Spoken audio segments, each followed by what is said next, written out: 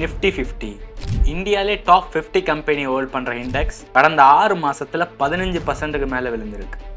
Top companies like Reliance industry, Tata Motors, HUL இது எல்லா ஸ்டாக்ஸுமே 20% 30% வரைக்கும் விழுந்திருக்கு. சிம்பிளாக சொல்ல போனோம்னா நீங்கள் ஒரு 10 லட்ச ரூபா இந்த ஸ்டாக்ஸில் இன்வெஸ்ட் பண்ணியிருந்தீங்கன்னா 4 லட்ச ரூபா இப்போதைக்கு உங்களுக்கு லாஸ் காட்டிட்டு இருக்கும்.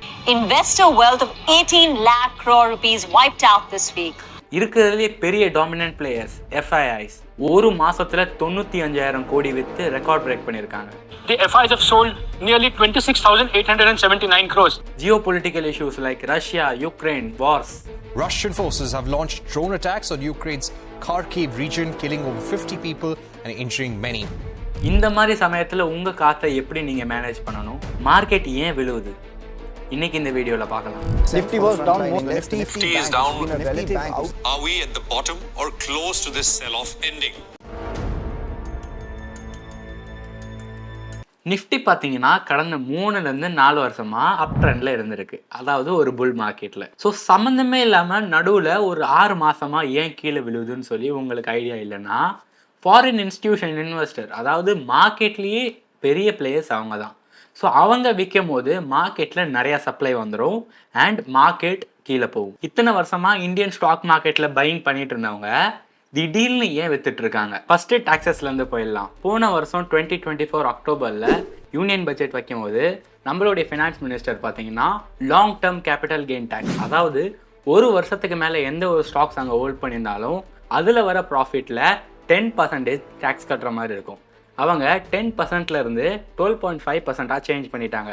யூ மே ஆஸ்க் லைக் 2.5% என்ன ஆகிட போகுது அப்படின்னா, 2.5% சின்ன அமௌண்ட்டில் ஒன்றும் தெரியாது. பட் thousands of crores நீங்கள் ட்ரேட் பண்ணும்போது, thousands of crores நீங்கள் ப்ராஃபிட் மேக் பண்ணும்போது 2.5%ங்கிறது ஒரு பெரிய சேஞ்ச். அதாவது 100 ரூபா கட்ட வேண்டிய இடத்துல இப்போ நீங்கள் 125 ரூபா கட்டணும். அது மட்டும் இல்லாமல் STT, செக்யூரிட்டி டிரான்சாக்ஷன் டேக்ஸ், இது டேக்ஸாக வராது, இது சார்ஜஸாக வரும். ஃபஸ்ட்டு பார்த்தீங்கன்னா 1 லட்ச ரூபாய்க்கு நம்ம ஸ்டாக் வாங்கணும்னா 12.5 rupees நம்ம பே பண்ணுற மாதிரி இருக்கும். இன்றைக்கி 20 rupees பே பண்ணுற மாதிரி 8.5 rupees எக்ஸ்ட்ரா கட்ட வேண்டியது இருக்கும். அகெயின் நீங்கள் சொல்லுவீங்க 20 ரூபா 8 ரூபா என்ன ஆகிட போகுதுன்னா, அங்கே தான் தப்பு பண்ணுறீங்க. இப்போ 1250 கோடி அவங்க பே பண்ணுறாங்க STTனா, இன்றைக்கி டேட்டில் அவங்க 2000 கோடி பே பண்ணணும், அதாவது 850 கோடி அவங்க எக்ஸ்ட்ரா பே பண்ணணும். சரி, டேக்ஸ் மட்டும்தான் காரணமா இதுக்கெல்லாம் அப்படின்னு கேட்டிங்கன்னா கிடையாது. செகண்ட் திங் பார்த்தீங்கன்னா மணி எக்ஸ்சேஞ்ச் நான் எதை சொல்கிறேன்னா, Indian rupee and US dollar கண்டினியூஸாக பார்த்தீங்கன்னா நம்மளுடைய இந்தியன் ருப்பீஸ் பார்த்தீங்கன்னா கீழே வந்துட்டுருக்கு. 87.5 பைசாலேருந்து இன்றைக்கி 86.5 பைசாவுக்கு வந்துருக்கு. ஓகே, ₹1 கம்மியாக இருக்குது அப்படின்னு நினச்சிங்கன்னா, பெரிய வேல்யூவில் நீங்கள் ₹1 கம்மி பண்ணால் கூட அதோட வேல்யூ அதிகமாக தான் இருக்கும். அது மட்டும் இல்லாமல் US டாலர்ஸ் பார்த்தீங்கன்னா கண்டினியூஸாக மேலே போயிட்டுருக்கு. அவங்க வாங்கும் போது 100 ரூபா கொடுத்து இந்தியன் கரன்சி வாங்கியிருக்காங்க. ஆனால் அவங்க விற்கும் போது 98 ரூபாவில் விற்றாங்கன்னா ஆல்ரெடி அவங்களுக்கு 2 ரூபா மறுபடி லாஸ்.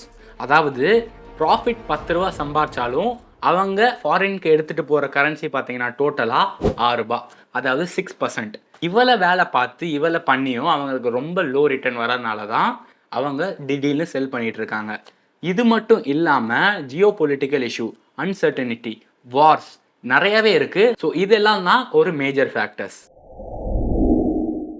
ஸோ இப்போது இது போல் விழுவுற மார்க்கெட்டில் நீங்கள் என்ன பண்ணலாம்? ஃபர்ஸ்ட் ஆஃப் ஆல் டைவர்சிஃபிகேஷன் என்னன்னு கேட்டிங்கன்னா, இப்போ உங்ககிட்ட ₹100 இருக்குன்னு வச்சுக்கோங்களேன், 25 ரூபா கோல்டில், 25 ரூபா FD bonds, fixed rate of return, low risk assets, அது போல் நீங்கள் இன்வெஸ்ட் பண்ணலாம். மீதி உள்ள காசை ஈக்விட்டியில் இன்வெஸ்ட் பண்ணலாம். அண்ட் இது போல் நீங்கள் பண்ணுறதுனால உங்களுடைய ரிஸ்க்கும் கம்மியாகும். அது மட்டும் இல்லாமல் உங்களுக்கு அவ்வளவா டென்ஷன் இருக்காது மார்க்கெட் கீழே போதேன்னு சொல்லிட்டு. எண்ட் ஆஃப் த டே டைவர்சிஃபிகேஷனோட பெனிஃபிட்டே என்னென்னா, உங்ககிட்ட மல்டிபிள் அசட்ஸ் இருக்கும். மல்டிபிள் கேட்டகரியில் ஒன்று சரியாக பெர்ஃபார்ம் பண்ணலனா கூட இன்னொன்று பெர்ஃபார்ம் பண்ணணும். நான் ஃபினான்ஷியல் அட்வைசர் கிடையாது. எது பண்ணுறதா இருந்தாலும் உங்களுடைய ஃபினான்ஷியல் அட்வைசர்கிட்ட ஒரு வாட்டி கேட்டுக்கோங்க.